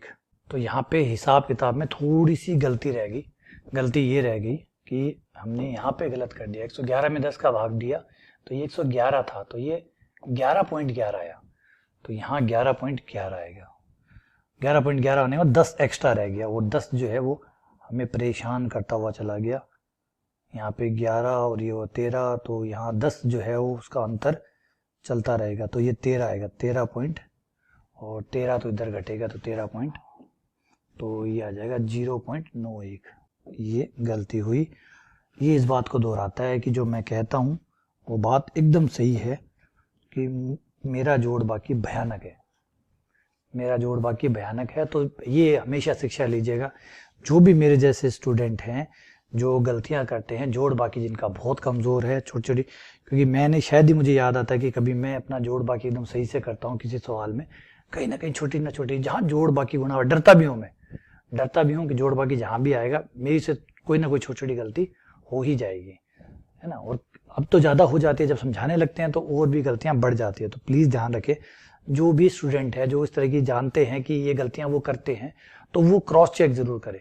मैं नॉर्मली क्रॉस चेक करता हूँ, आज फिर से समझाने, कई बार क्या होता है समझाने लगते हैं तो भूल जाते हैं क्रॉस चेक करना, वरना मैंने अपना नियम बना रखा है कि जब भी मैं गुणा करूंगा, जब भी मैं जोड़ूंगा, जब भी मैं घटाऊंगा, भाग दूंगा, मैं एक बार क्रॉस चेक जरूर करूंगा, क्योंकि मैं गलतियां करता हूँ तो मैं हमेशा क्रॉस चेक करता हूँ। लेकिन होता क्या है, कई बार समझाने के चक्कर में मैं क्रॉस चेक करना भूल जाता हूँ और बस उसी समय कुछ ना कुछ हाथों हाथ फल मिल जाता है, ये लो गलती होगी तो होती है ना, ध्यान रखिएगा। मेरे जैसे स्टूडेंट है, ध्यान रखिए इस बात को, अपने आप को परख लें, समझ लें। कई बच्चे बहुत अच्छे हो, फटाफट भी करते हैं तो भी गलती नहीं करते, लेकिन कुछ मेरे जैसे हैं जो धीरे धीरे करते हैं तो भी गलती करते हैं। आ जाओ, अब यहाँ पे क्या है, आप इन नंबरों में देखिए, इन नंबरों में आपको बताना है अवरोही क्रम में, अवरोही क्रम में। देख, एक तो आरोही क्रम, आरोही क्रम होता है बढ़ता हुआ क्रम, आरोही बढ़ता हुआ, बड़ा फिर बड़ा, मतलब 2, 2 के बाद आया 3, 3 के बाद 5, 5 के बाद 7, बढ़ता हुआ क्रम, ये आरोही कहलाता है। अवरोही होता है घटता हुआ क्रम, सबसे बड़ा, फिर उससे छोटा, फिर उससे छोटा, फिर छोटा, फिर उससे छोटा, फिर उससे छोटा, उल्टा चलते हैं आप, 7, 5, 3, 1, तो इसे अवरोही क्रम कहते हैं। यहाँ अवरोही है मतलब सबसे बड़ा पहले लिखा जाएगा, सबसे बड़ा पहले लिखा जाएगा और उसके बाद में फिर उससे छोटा, फिर उससे छोटा, फिर उससे छोटा, फिर उससे छोटा, और लगातार छोटा छोटा चलता रहेगा। अब ये क्वेश्चन जो है ये कैलकुलेशन वाइज काफी अच्छा खासा है, नंबर भी बड़े बड़े हैं, आप देख सकते हैं 44/49, 33/38, है ना, नंबरों में भी तो बम फूटे हुए हैं, 22/25, 24/29। तो एक चीज अच्छी है, एक बार इन नंबरों को हम छोड़ दें तो ऑप्शन हमारी मदद कर देगा, हमारी जो शॉर्ट ट्रिक है वो काम कर जाएगी कि भैया इन दोनों के अंतर है 5, इन दोनों में भी 5 और इन दोनों में भी 5, ये एक धोखा दे गया, इसका बाद में टैकल करेंगे। एक बार कंफर्म हो गया कि भाई साहब ये जो है 5, 5, 5 है, और जब 5, 5, 5 है तो सबसे बड़ा कौन होगा, तो साहब 44/49 सबसे बड़ा होगा, फिर उससे छोटा, इन तीन के भी, इसकी 22/25 की बात ही नहीं कर रहा हूं, उससे छोटा होगा 33/38, फिर उससे छोटा होगा 24/29, ये इस तरीके से होंगे। अब बात बच गई 22/25, 22/25 को पता करते हैं कि 22/25 जो है वो 24/29, इसके साथ क्या संबंध है, इसके बाद में आएगा या इससे पहले आएगा, इन दो का जो विज्ञान है वो चेक कर लेते हैं, इतने में भेद सारा खुल जाएगा। तुम दो आ जाओ भाई, और क्रॉस गुणा करो, यही होता है बड़ा छोटा पता करने का, क्रॉस गुणा करो, तो 22 × 29, एक तरफ होगा 25 × 24, 25 × 24, तो कितना हो जाएगा, ये हो जाएगा लगभग 600, और ये हो जाएगा 30 - 1 कर देते हैं 29 को, 30 - 1, तो 30 - 1, 30 का हो जाएगा 660, 660 - 22, 638, तो वैसे भी ये बड़ा है ये छोटा है, तो 22/25 जो है वो बड़ा है। अब बड़ा है तो फिर मरवा दिया, बड़ा है तो इससे बड़ा है, इसके आगे आएगा या इसके पीछे आएगा, यहां मरवा दिया। छोटा होता तो पीछे पटक देते, छोटा होता तो पीछे पटक देते बंदे ने। भाई यही है, अच्छे प्रश्न, जो अच्छे पेपर में सवाल आते हैं ना वो जल्दी से हटते नहीं है, परेशान करते हैं। देखो कर दिया ना परेशान, अब आप कहेंगे सर यहाँ लगा दो ना, यहाँ कैसे लगा दूं, कैसे पता चले कि 33/38 से। अब इसको 33/38 से भी कंपेयर करना पड़ेगा, क्या इसके भी पीछे है या इसके आगे है, इससे छोटा है या इससे बड़ा है, कर दिया दिक्कत। आ जाओ भैया करो क्रॉस गुना फिर से, 33 × 25, 33 × 25, 22 × 38, तो कितना हुआ, 25 × 75 और फिर 7, 75, 75 और 7 हो गया 82, ये आएगा 825।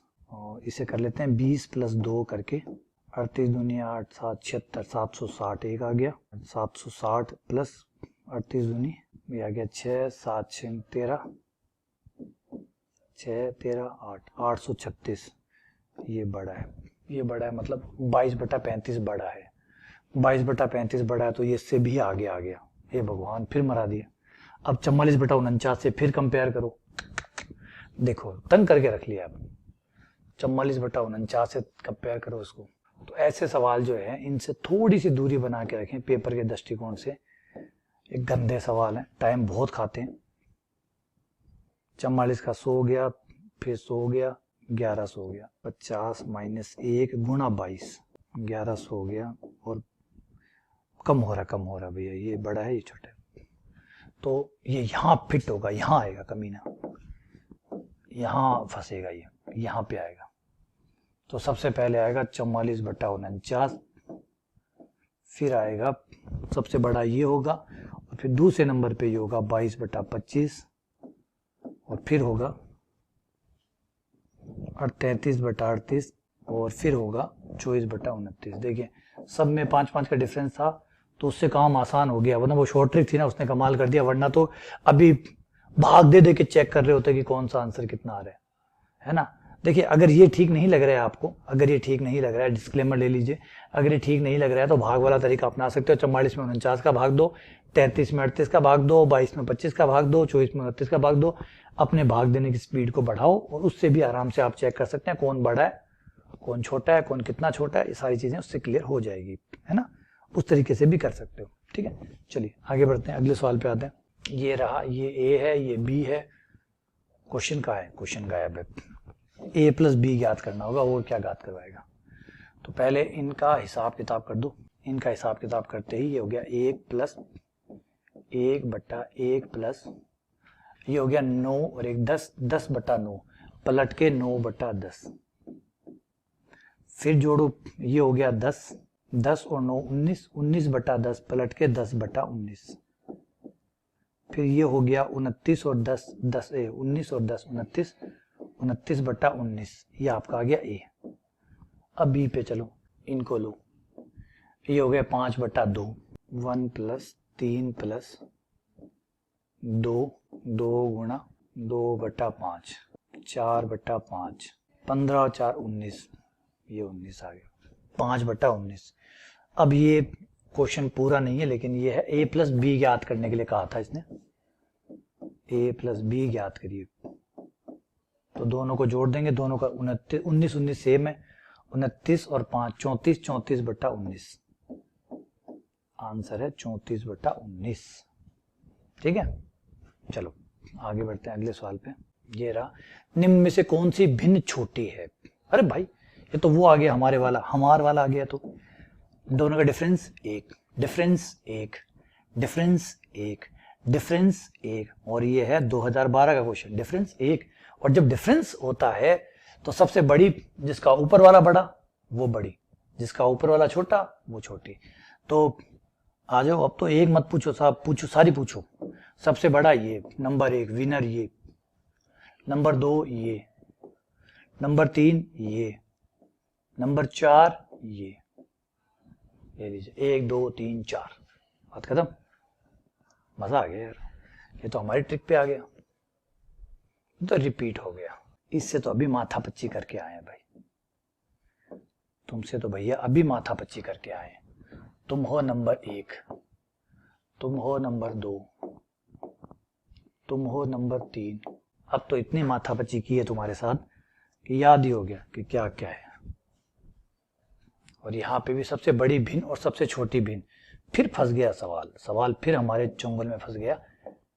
1 डिफरेंस 1, डिफरेंस 1, डिफरेंस 1, सब में डिफरेंस 1 है, तो पता चल गया बड़ी कौन है छोटी कौन है। अब कह रहा है जो सबसे बड़ी भिन्न है इसमें, सबसे बड़ी और सबसे छोटी, सबसे बड़ी 9/10, सबसे बड़ी 9/10, सबसे छोटी 6/7। क्या करना है, अंतर निकालना है। लघुत्तम आया 70, 10 7 7 नीम 63, 60, 3/7। देखिए मैं कर रहा हूं, आप भी अपने हिसाब से करते रहिएगा, ठीक है ना। तो x इतना है, y इतना है, ठीक है। तो x माइनस वाई की पावर -1 और x inverse minus y inverse के मध्य एक परिमेय संख्या ज्ञात करिए, ठीक है। पहले लिखवाओ तो सही, पहले ये सॉल्व तो करवाओ कि क्या है। आ जाओ, पहले x माइनस वाई तो करवाओ। x माइनस वाई, ये हो गया 2/3, 2/3 माइनस 3/4। लघुत्तम आया 12, तो 12 आया तो 4, 4 दूनी 8 आया, माइनस 9 आया, माइनस का 1/12 आया। सही है गलत है, बोले हाँ जी सही है। फिर इस पे करनी है sorry -1 power, x minus y की पावर -1, -1 करने का मतलब पलट दो, पलटी मार दो 12/1। ये पहली संख्या आ गई। दूसरी संख्या अलग निकालनी है, वो है x inverse minus y inverse. पहले x इनवर्स, x को पलटा मार दो 3/2, माइनस y को पलटा मार दो 4/3। लघुत्तम आया 6, 6 तो 3 3 9, -8। ये आ गया 1/6 आ गया।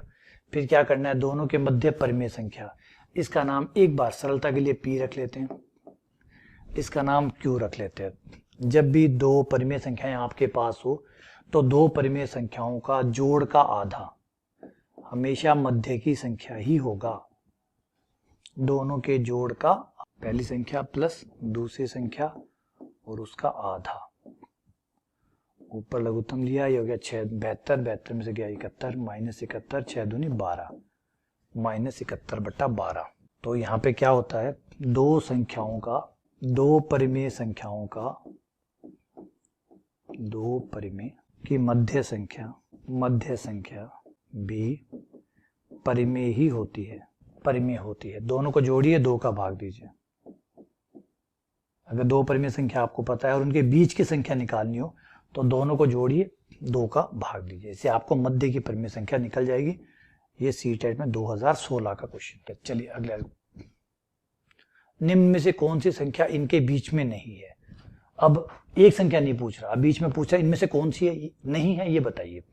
तो ऐसे क्वेश्चन क्या करते हैं, पहले दोनों संख्याओं को लेवल अप कर लो।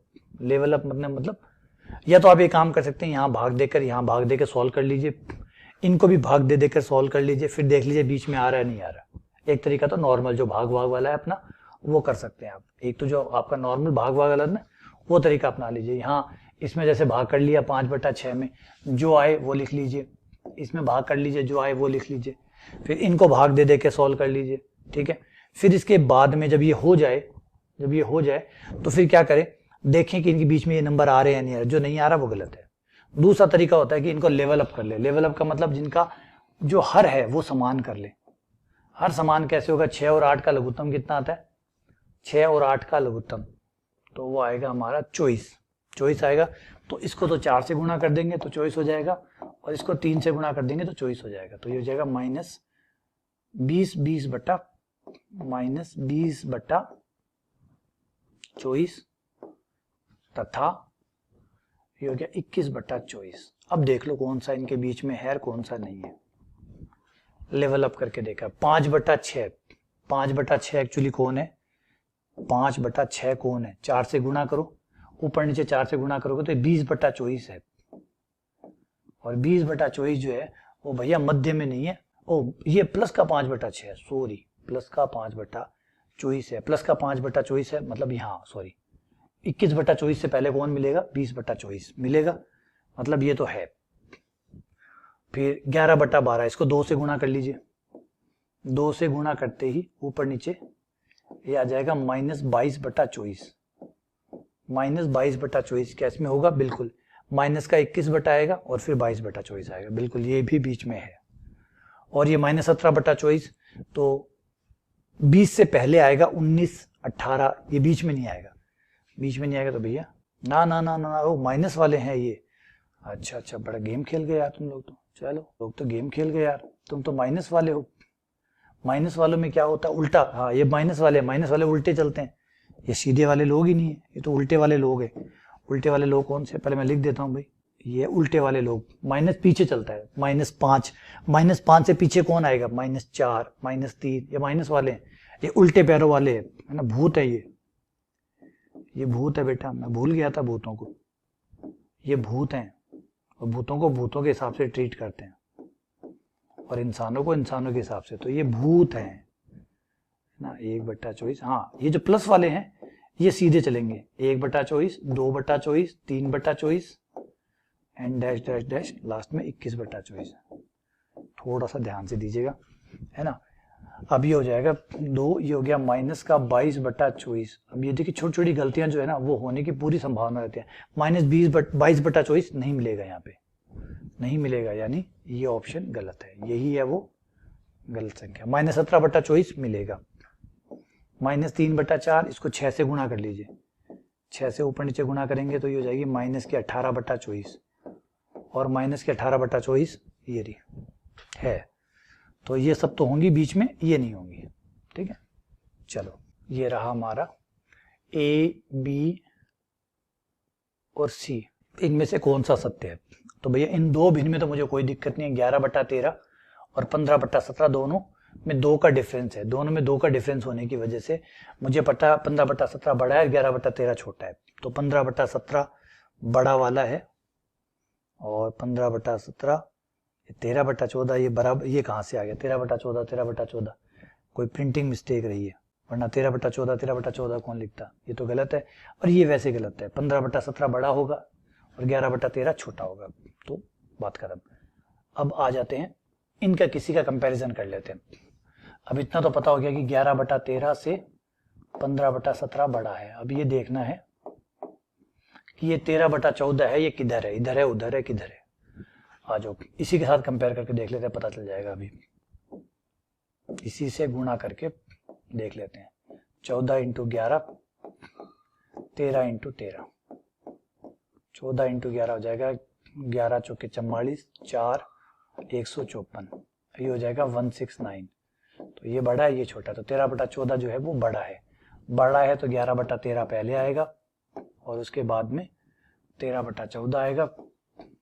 लेकिन फिर फंसा दिया कि 13/14 इससे तो बड़ा है, लेकिन कहीं 15/17 से तो बड़ा नहीं है।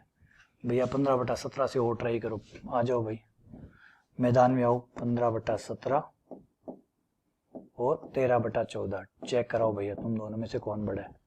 क्रॉस गुणा करेंगे, 15 × 14 17 × 13, ये हो जाएगा 225, 225 - 15 210, और ये हो जाएगा 17 91 9 17 और 9 26 261।